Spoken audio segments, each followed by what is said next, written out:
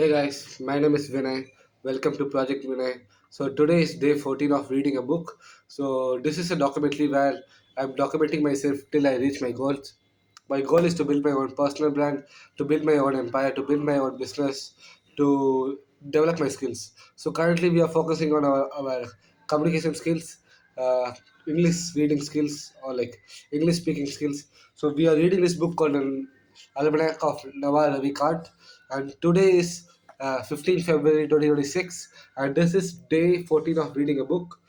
Yesterday we read till page number 167, so we are going to start from 168 today. So let's start. Meditation plus mental strength. Let me be. So yeah, this is fine, I guess. Meditation plus mental strength. And emotional emotion is over evolved biological prediction. The future impact of current environment in modern setting is usually exaggerated or wrong. Exaggerated or wrong. Why is meditation so powerful? Your breath, your breath is one of the few places which you automatically nervous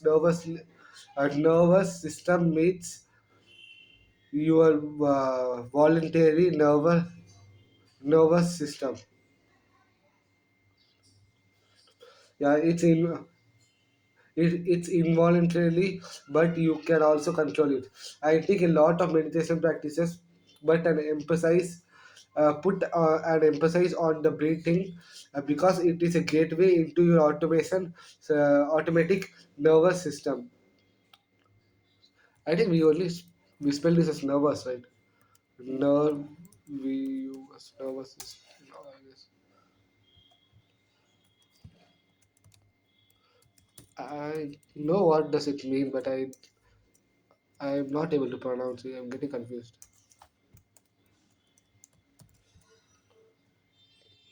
Nervous system. Yeah, nervous system. I take a lot of meditation practices. I read this. Uh, there are many cases in the medical and spiritual literature of people controlling their body at a level they should be auto what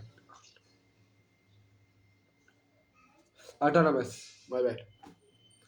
Your mind is such a powerful thing. What's so unusual about your forebrain sending signals to your hidden brain, uh, and you Hindi to a Hindi brain, and your Hindi brain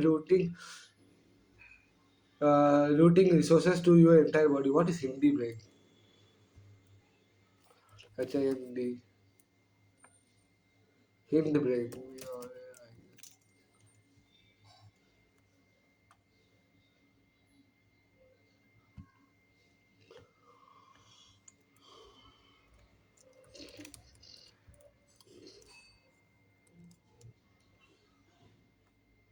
Hindbrain. Sorry, hind brain. My bad. Hind brain. You can. I used to be starting. Yeah. Okay. You can do it just by breathing. Relaxing breathing tells you body you are safe. Then your forebrain does not need as many resources as it normally does. Now the external energy can be sent to your hand hand brain, and it can rotate those resources to the rest of your body. I'm not saying you can beat whatever illness you have just because you actively your brain, but you are devoting most of your energy normally required to care about the external environment to the immune system. I highly recommend listening to the Tim Ferriss podcast with Will Hoff. He is talking miracle. He's walking miracle. Will's nickname is the Iceman. He holds the world record for the longest time spent in the ice bath and swimming in a frozen cold water. I was very inspired by him, not only because he capable of superhuman physical feats, but because he does it while be- being incredibly kind and happy, which is not easier to accomplish. He, he advocates cold exposure because he believed people ought to separate from their natural environment. We are constantly clothed, feed, and warm. Our bodies have lost touch with the cold. The cold is important because it can achieve the immune system, activate the immune system. My bad. So he had, so he advocates taking a long ice bath because from the Indian subcontinent.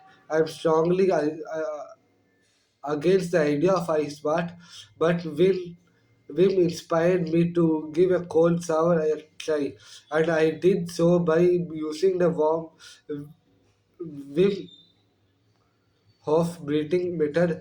I involved hyperventilating to get more oxygen into your body, which release you core temperature. Then can go into the shower. The first few cold showers were were hilarious because I did slowly easier myself in winching the entire way. I started about 4 or 5 months ago. Now I turn the shower off full blast and then I walk into it. I don't give myself any time to assist. As soon as I heard the voice in my head telling me how cold it's going to be, I know I have to walk in. I learned a very important lesson from this. Most of our suffering comes from avoidance. Most of the suffering from a cold shower is the tip towing your way in. Once you are in, you are in. It's not suffering, it's just cold. Your body saying cold is different than your mind saying it's cold. Acknowledge your body saying it's cold, look at it, deal with it, accept it, but don't mentally suffer over it. Taking a cold shower for 2 minutes isn't going to kill you. Having a cold shower helps you to relearn the lesson every morning. Now hot showers are just one less thing I need out of life. Meditation is intermediate fasting for the mind. Too much sugar leads to a heavy body, and too much distraction leads to a heavy mind. Time spent distracted and alone in self examination. Journaling meditation resolves the unresolved and takes us from mentally fat and fit. Do you have a current meditation practice? I think meditation is like dieting, where everyone is supportedly follows a regimen. Everyone says they do it, but nobody actually does it. The real set of people who meditate on a regular basis, I have found are pretty rare. I I have identified and tried at least 4 different forms of meditation. The one I found worked best for me is called choiceless awareness or non-judgmental awareness. As you are going about your daily business, hopefully days some natural and you are not talking to anybody else. You practice learning to accept the moment you are in without making judgments. You don't think, oh, this a homeless guy over there, but cross the road. Better cross the road. And you are talking to anybody else. You practice learning to accept moment you are in without making judgment. Okay. Or look at someone running by and say, oh, he's out of the shape and I'm in the better shape than him. Okay, chose less awareness or non-judgmental awareness. If I saw a guy with a bad hair day, I would at first think, haha, he had a bad hair day. Well, why am I laughing at him? To make me feel better about myself? And why am I trying to make me feel better about my own hair? Because I am losing my hair and I'm afraid if going to go away. What I find is 90% of thoughts I had on fear basis, the other 10% because of desire basis. You does not make any desire decision. You don't judge anyone. You just accept everything. If I do that for 10 or 15 minutes while walking around, I end up in a very peaceful, grateful state. Choiceless awareness works well for me. You could also do transcendental, but I don't know what it is. I have to search this.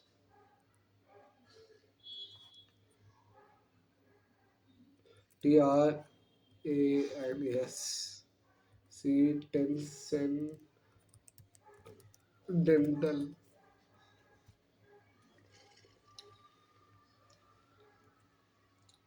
Transcendental. Dental meditation, which is where you are using a repetitive chanting to create a white noise in your head to blur your thoughts. Okay, or you can just very cleanly and very alterly be aware of your thoughts as they happen. As you watch your thoughts, you realize how many of them are fear basis. The moment you recognize a fear without even trying it going away, after a while your mind quiets. When your mind quits, you stop thinking everything about around you for granted. You start to notice the deals. You think, "Wow, I am living in such a beautiful place. It's so great that have clothes and I can go to Starbucks and get a coffee anytime. Look at these people. Each one has a perfectly valid and complete life going on in their own head. It pops out of the story we are constantly telling ourselves. If you stop thinking to yourself for even a 10 minutes, if you stop observing over your own story, you will realize we are really far up Maslow hierarchy of needs, and life is pretty good. Life hacks. When in bed meditation, either you will have a deep meditation or fall asleep. Victory either way. Another method I have learned is to just think there and you close your eyes for at least 1 hour a day. You suffer to what every even happens. Don't make any effort any effort what ever. You make no effort from for something and you make no effort against anything. If these are thoughts running through your mind, you let their thoughts run. Just sit there and you close your eyes for at least 1 hour a day. You suffer to what.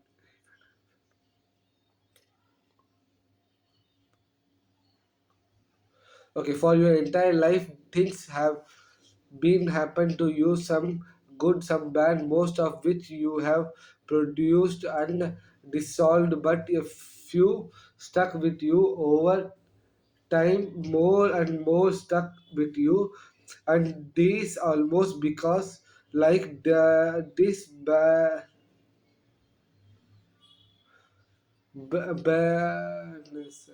I have to search this. B A R Barnacles.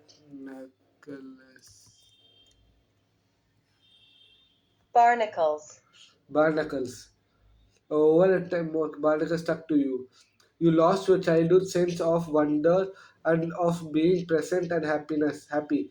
You lost your inner happiness because you built up this personality of unresolved resolved pains. Error, error, fear, and desire. Those glomended onto you like a bunch of barnacles. What is barnacles?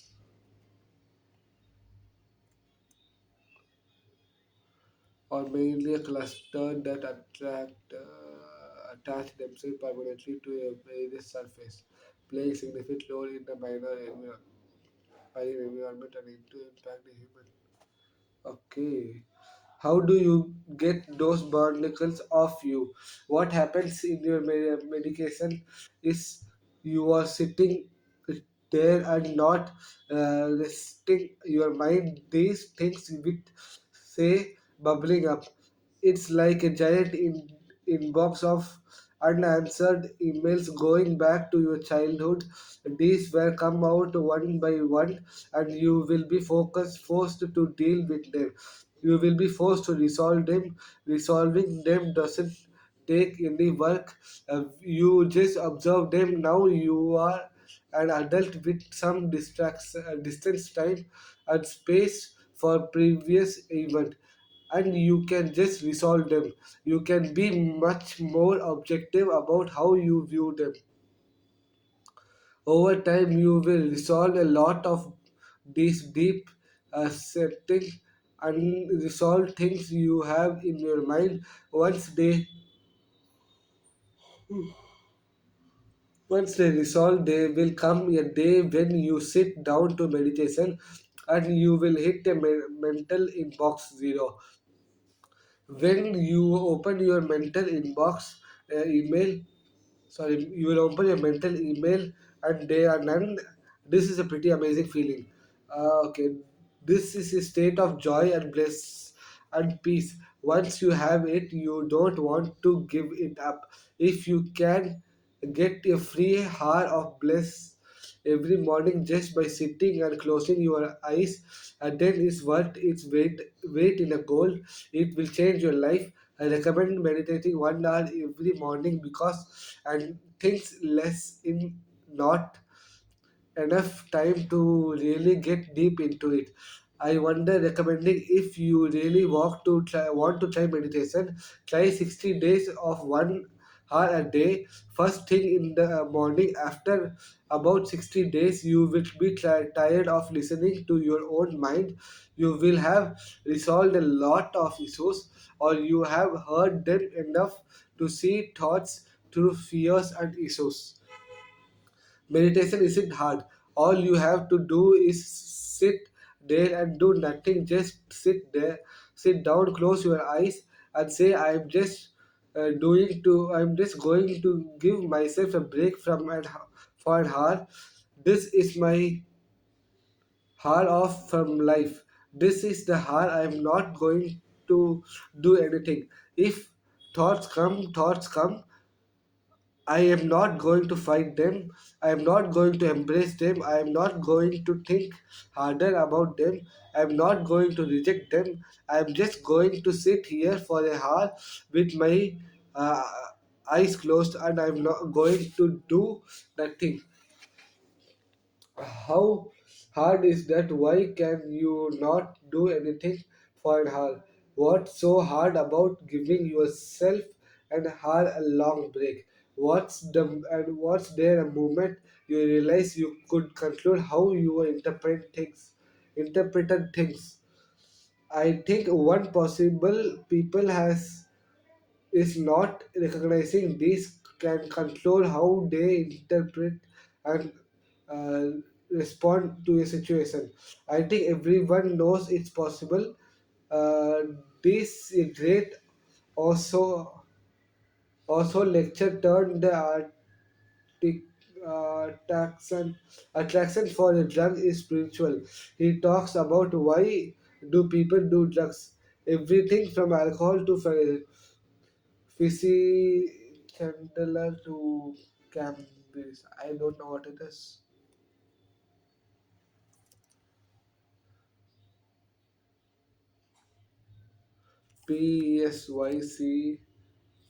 Psychede.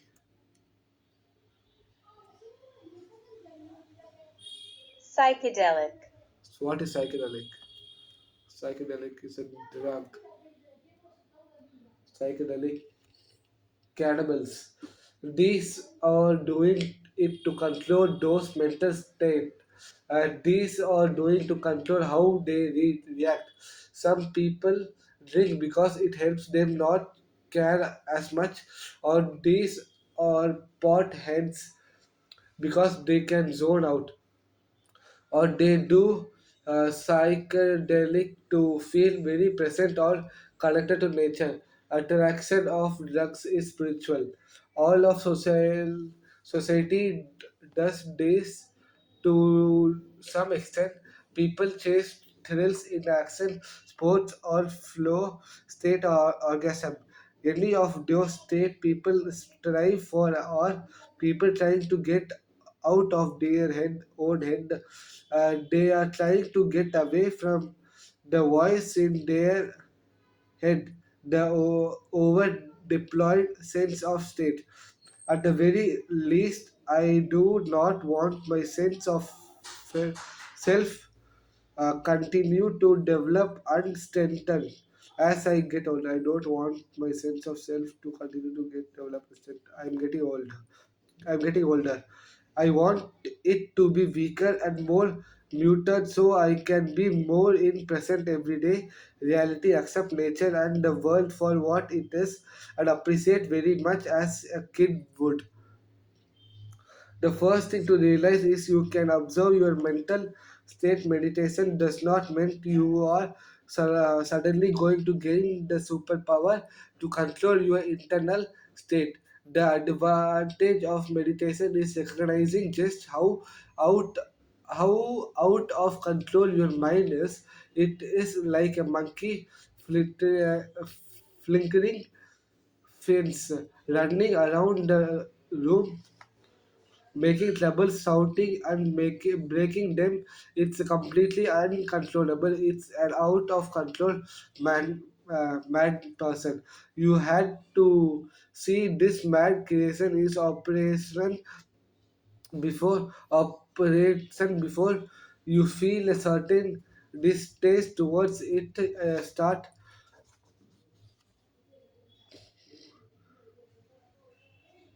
towards it and start separating yourself from it. In the separation is liberation. You realize, oh, I don't want to be the person. Why am I so out of control? Awareness allows calm you down. I instant meditation let you run your brain in the debate mode until you realize you are just subroutine in the long program. I try to keep an eye on my internal monologues. It does not really works in the computer programming sense. I try to run my brain in debugging mode as much as possible when I am talking to someone or when I am engaged in a group activity.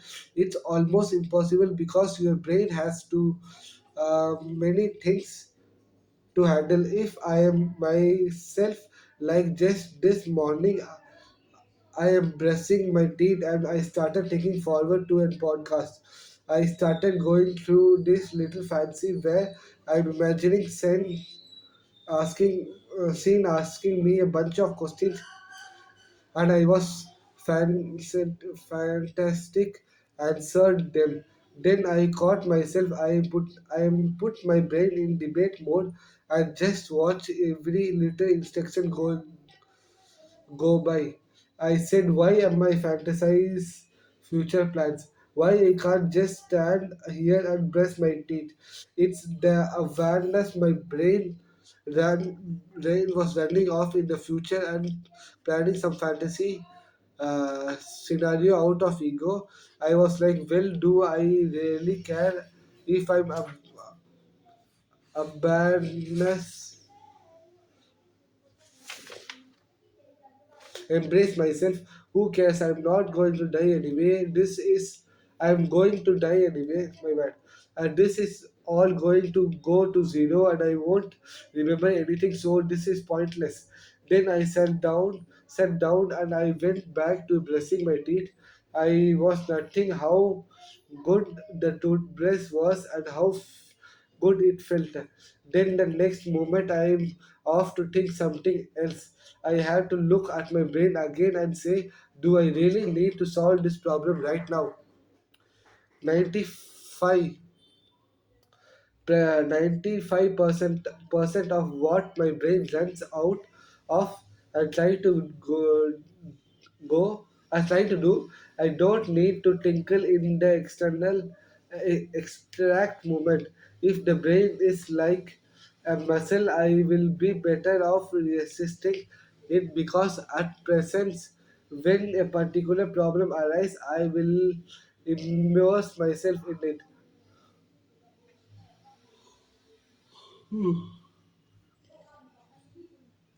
Right now, as we are talking, I would rather decide myself to be completely lost in the conversation and to be 100% focused on this as absurd, obsessed to think about how when I brushing my teeth, do I do it right the right way?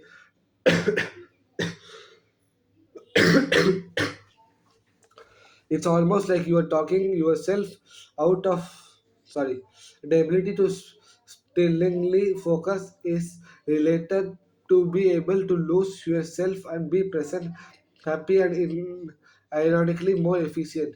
It's almost like you are taking yourself out on a certain frame and you are watching things from a different perspective, even though you are in your own mind.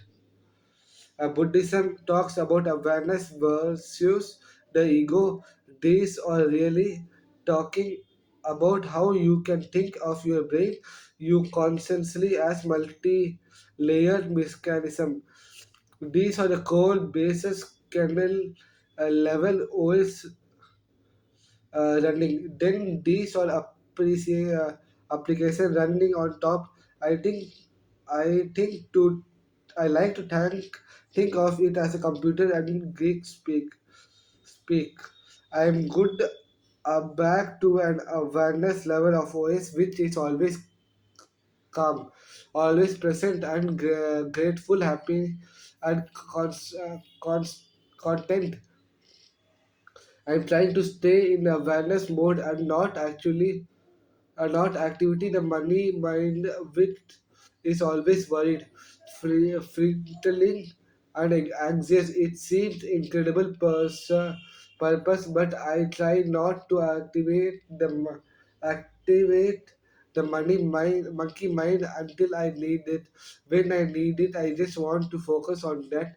I If I run it 24/7, I waste energy and the monkey mind became me. I am more than my monkey mind. Another thing, spiritually, religiously, Buddhism, or anything you follow which teach you over time, you are more than just your mind. You are more than just your habits.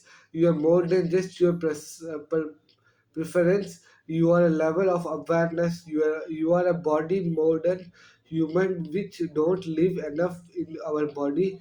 We does not live enough in our awareness. We live too much in the internal monologues in our head, all of which is just programmed into you by society and by the environment which you were younger when you are younger.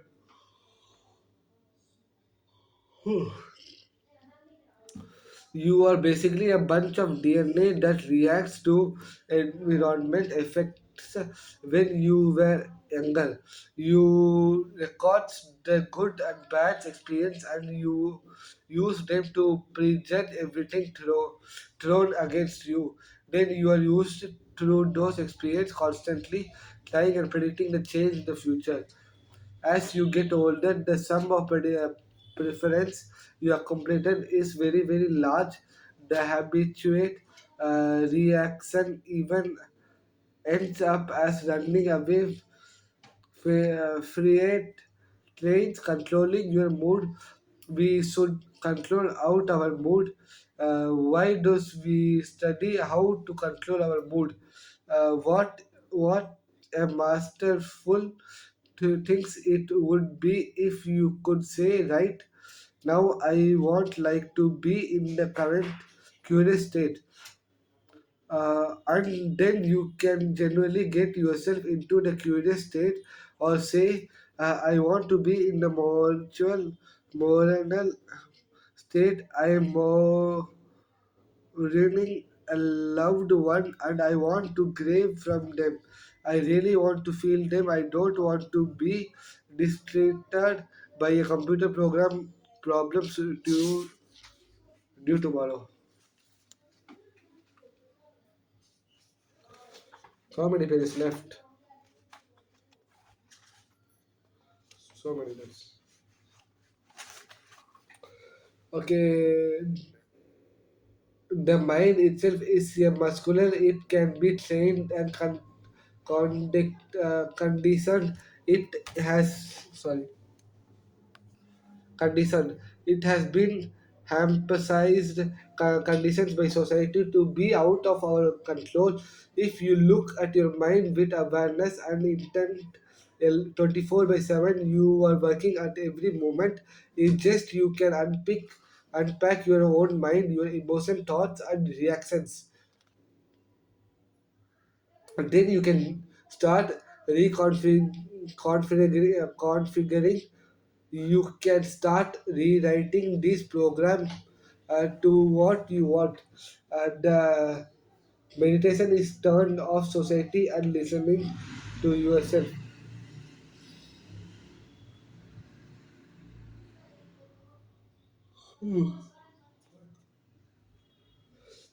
If only works when done for its own sake. Hiking is walking meditation. Journaling is writing meditation. Praying is gratitude meditation. Sewing is meditation. Suffering is a accidental meditation. Sitting quiet is a direct meditation. Okay. Basically, meditation is turn off society and listen to yourself. Choosing to build yourself. The great superpower is ability to change yourself. What's the biggest mistake you have made in your life and how did you recover? I have made a class of mistake. I would summarize the some ways the mistake was observed only in Hindi. Sing Hind Singh thoughts one exercise which is asked yourself when you are 30. Which advice would you give your 20-year-old self?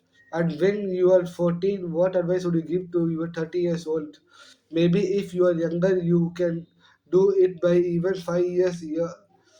Every 5 years, sitting down and say, okay, 2027, what was I did? How was I feel? 2028, what was I did? How was I feeling? How was I feeling? 2000, sorry, 2020. My bad. It was 2007, 2008, 2009. What was I do? How was I feeling? Little is going. Life is going to play out the way it's going to be play out. This will be some good and some bad. Most of it is actually just up to your interpretation. You are boring and you have a set of sensory experience and then you die. How you choose to interpret those experiences is up to you, and different people interpret them in a different ways. Really, I wish I had done all of the same thing, but which less emotion and less anger. The most celebrated every example would be when I was young. I started a company. This company did well, but I didn't do well. So I sued some of the people involved. It was a good outcome for me in the end, and everything worked out okay. But there was a lot of against and a lot of anger. Today, would not have the anger. I would have just walked up to the people and look and said, "Look, this is what happened. This is what I'm going to do. This is how I'm going to do it. This is fair. This is what fair. This is what not." I would have realized the anger and emotion are huge, completely unnecessary. Consciously now, I'm trying to learn from them, and do the same thing. I think on the right thing.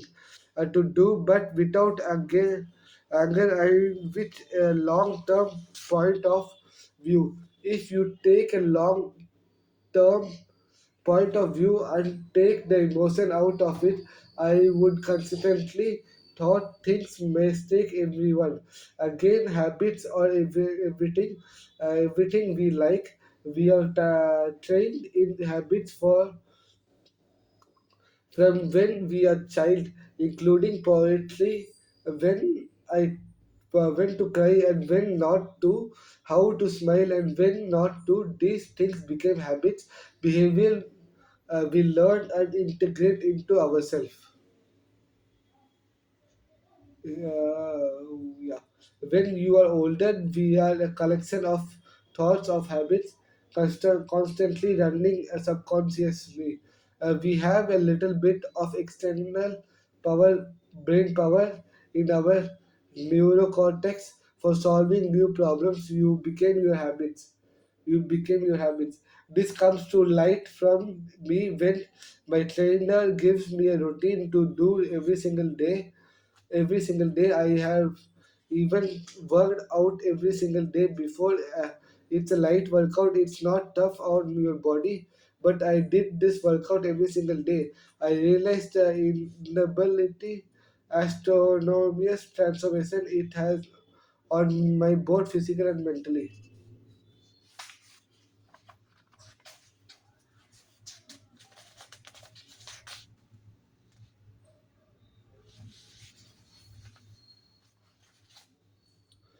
To have peace of mind, you have to have peace of body first.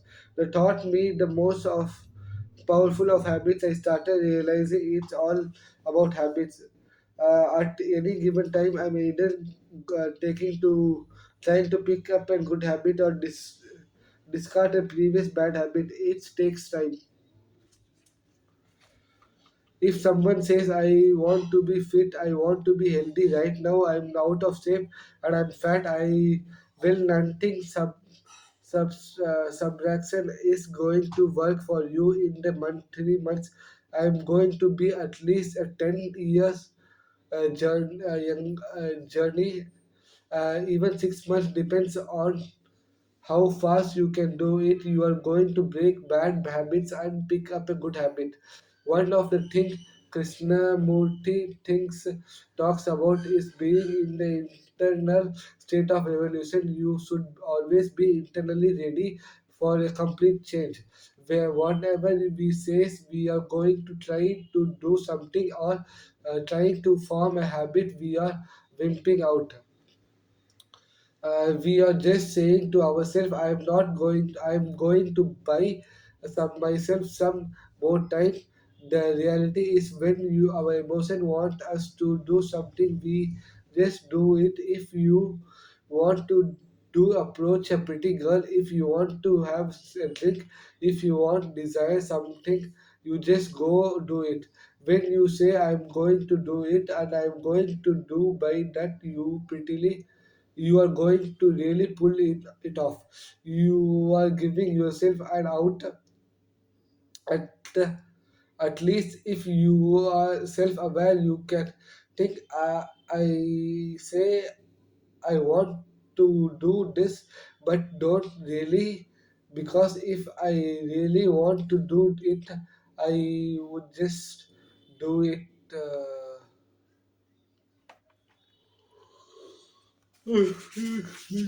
Again, I'm feeling sleepy again. So that's all you need to do. Go ahead, right? But most of us says we are not quite ready. We know we are don't want to commit ourselves extremely. It's important to be honest with yourself and say, okay, I'm not ready to give up smoking. I'm trying. I'm like it too much. It's going to be the most hardest for me to give up. Say instead, I will say. More responsible goals for myself. I will create down to the following amount. I can commit it to the externally. I'm going to work out this for 3 or 6 months. When this will take the step as opposed to beating myself upon. I think that's it for today. I think that's it for today. So we read from page number 162, I think. So yeah, right? I'm sorry, not 162. My bad. 168. So we read till 160. We started from 168 to we completed till 179 and sorry, one, my bad, 181, and we started 182 here. Uh, yeah, we completed this here. 182.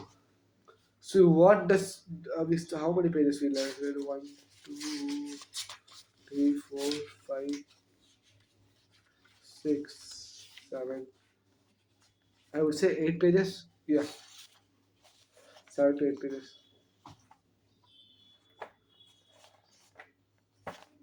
So what does author says here and what I understood till now? Basically, author says is meditation is very important to a person's life, and there are many kind of meditation. Basically, meditation. What overall mean by meditation? It helps us to stop thinking about something or whatever. Like stop, just keeping our brain blank and living in the present moment, enjoying our present moment instead of thinking about others, instead of thinking about our future, instead of thinking about our desires, whatever. Being in the present and like basically, why I'm saying basically meditation, so that people anyways are going to die and not going to take anything with them. So what's the point of thinking too much about it? So what author follows? He follows a meditation where he is sitting in a place for 1 hour, 1 hour, eyes closed, and just trying to think nothing. Or he told a practice that follow this for 60 days. Meditate for 60 days for every single day, every 1 hour a day daily, and just fight with your brain about your desire, whatever you have in your mind. And he says after 60 days, you automatically will get tired and stop thinking about it, and being and started being like blank. Basically, you don't have to think anything, or you just have to be in your present state and start focusing on what you are doing currently on that specific moment. And this is what is told about meditation, which might also help you for your mental state. Yeah. Also, he told thing that people do chanting for meditation. People do chanting because which makes people to stop thinking about more. Stop. Hey guys, I don't know why the recording got stopped. So yeah, he told stop. So yeah, nothing much. So what I was saying, so yeah, chanting helps you to stop thinking about your thoughts and focusing on a single thing. And what else? He told.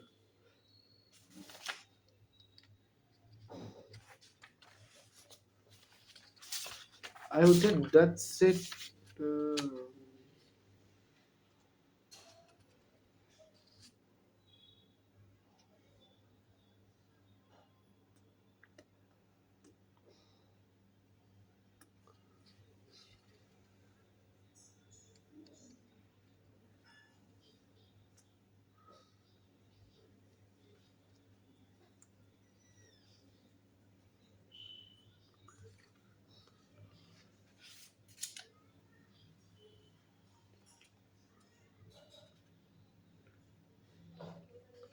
I would say that's it for today. I can just like this is what I understood today. I think today I saw a little bit more improvement than the day one, from the day one. So yeah, thank you so much for watching, guys. See you in the next video. Bye. Take care.